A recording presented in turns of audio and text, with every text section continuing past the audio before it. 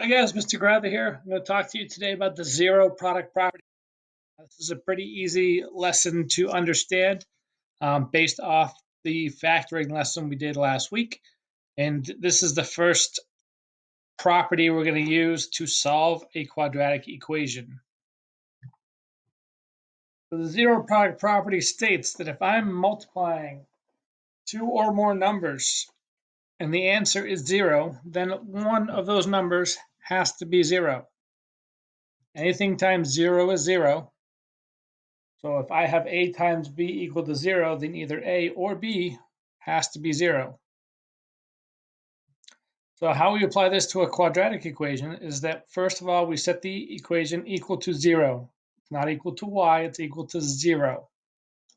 So in my example, I have x squared plus 7x plus 10, and that's equal to 0. And that's your standard form.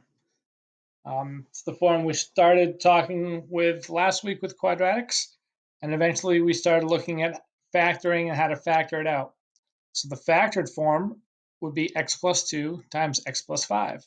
That's 2 and 5 are the factors that when multiplied together equal 10 and when added together equals 7. And it's this factored form we're going to be working with the zero product property. So I'm going to take this factored form, x plus 2 times x plus 5 equals 0, and figure out what my solutions for x are going to be. Based on the zero product property, I know that one of these parentheses must equal 0. So I'm going to take the first parenthesis of x plus 2. I'm going to set it equal to 0. I'm going to subtract 2 from both sides. We get a pen here, right here, which is going to eliminate the 2 on the left. And 0 minus 2 is negative 2.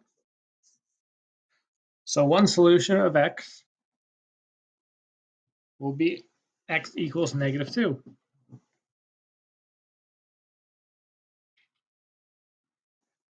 Do the same with the second parenthesis. I have x plus 5 equals 0. I'm sorry for the spacing here, but I'm going to subtract 5 from each side, eliminating it on the left.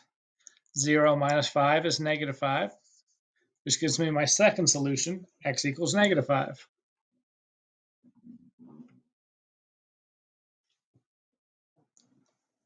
So my solutions for this x plus 2 times x plus 5 equals 0, or x equals negative 2, or x equals negative 5.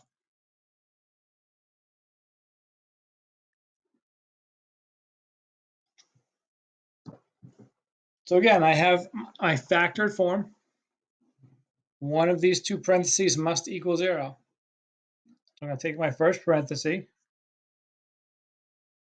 set that equal to 0 as that's an option, and my second parenthesis, and set that equal to 0 as that's my other option. And now I'm just going to solve for x. So in the first one, I have to move the 7 over, so I'm going to add 7 to both sides.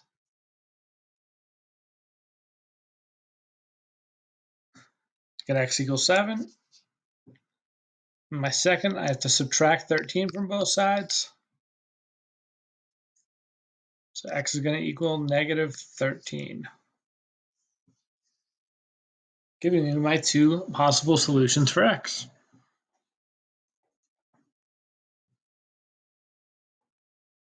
Let's check out another example.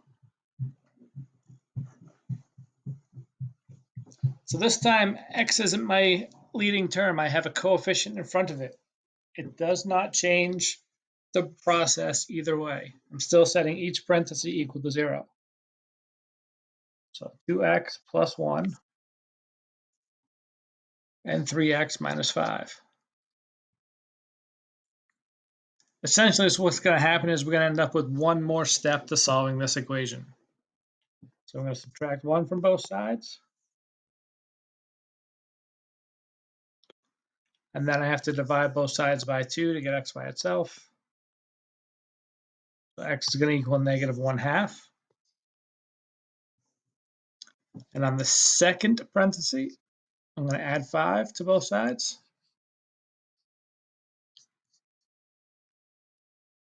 and then divide both sides by 3,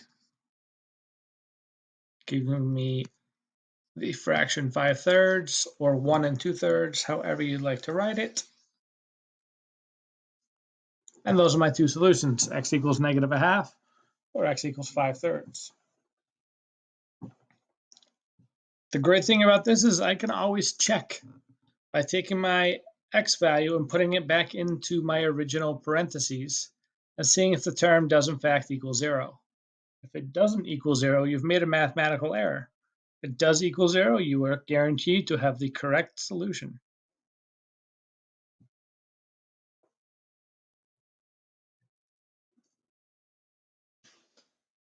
A fourth example is one that is a cause of most errors that I see. I have the factor form here, x times x minus 4. And a lot of people just ignore the first x, but that is still a factor. So I'm still setting each part equal to 0. I'm not going to get a quadratic if I don't use that first x, because when I would distribute it, x times x gets me that x squared that gets me the quadratic. So I'm going to take the x that's outside the parentheses, get my pen up here, and set that equal to 0, and then set my parenthesis equal to 0. Well, when I've done this, I've already got a solution. There's nothing else I can do to that. X equals 0. So I'm only going to work with the second parenthesis by adding 4 to both sides.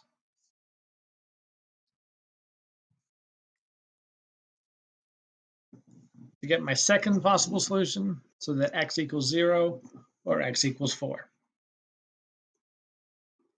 So those are the 4 examples I have for you. That's the zero product property, taking the factored form, setting each parenthesis equal to 0, and solving for x. You should always get 2 solutions when doing it. Hopefully this will help you with the brief assignment and exit tickets as you complete this week's lesson on the zero product property.